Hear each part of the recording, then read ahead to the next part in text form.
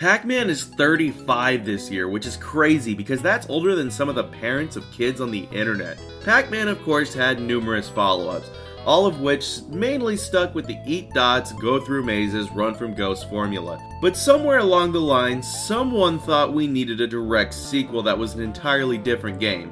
And that's how we got Pac-Man 2: The New Adventures. Pac-Man 2 says right on the back of the box that it's an interactive cartoon. You don't play as Pac-Man, rather you play alongside him as, well, yourself. You control this cursor around the screen here, firing your slingshot or your limited amount of power pellets, and you can tell Pac-Man to look in 4 different directions. The closest genre I can say this game is an adventure game, but with less control.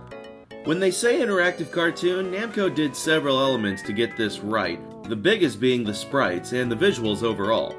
Everything in this game is bright and colorful, with each character being expressive, especially Pac-Man. Due to how the game plays, Pac-Man himself has a ton of different animations, and it's pretty entertaining to see him interact with the environment. Not to mention when he goes on tirades or is overly enthusiastic about life. Alongside the visuals, Namco managed to nail the soundtrack pretty well in Pac-Man 2. Tracks range from goofy and happy to kinda dark in certain areas. While it's nothing mind-blowing, it does feel like it fit right in with an old Saturday morning cartoon. Pac-Man himself talks. Kinda. Instead of having voice clips or something stupid like that, he just spouts gibberish instead. Again, nothing too special, but hearing him scream in terror is pretty funny. So, good visuals? Check. Good sound? Check. Good gameplay? As I said before, Pac-Man 2 doesn't have you playing as Pac-Man, but rather yourself. The beginning of each chapter, or stage, or whatever sets up what you need to do. Usually it's Miss Pac-Man telling Pac-Man to go get some milk, or flowers, or whatever. Man, Pac-Man doesn't even know why half the time. Because you don't control Pac-Man, rather the player just triggers sequences within the game, you have to wait for any and all of his animations to play out. Now the first time or two this might not seem like a big deal, except that this game is very trial and error. You don't have any lives or continues, instead there's a password system that actually works pretty well, but whenever Pac-Man dies, or I guess you could say whenever a scene ends, you have to restart the whole section over, which means anything that Pac-Man has to interact with, and there's a lot of things you can't avoid in this game, he just does, and you have to wait. This gets tedious, and pretty quickly when you have no idea what you're supposed to be doing. Pac-Man 2 doesn't have much direction, as most adventure games from this era didn't, but it's very much poking around hoping for the right thing to happen.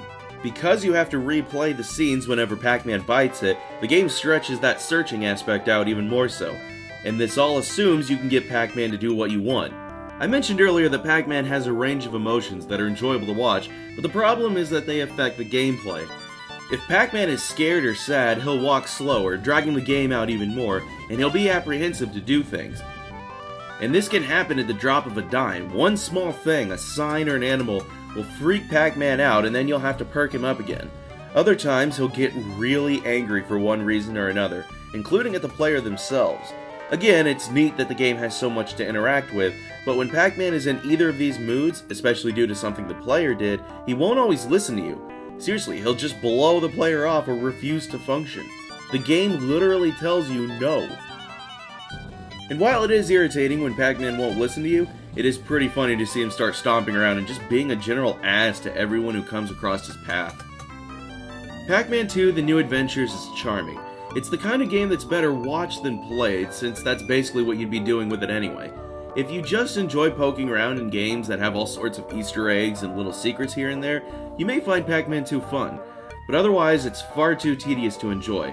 Maybe next time if I want to watch cartoons, I'll just actually watch cartoons. Oh! I must have those power pellets! Go find me the power pellet bonus! You know what, on second thought, never mind.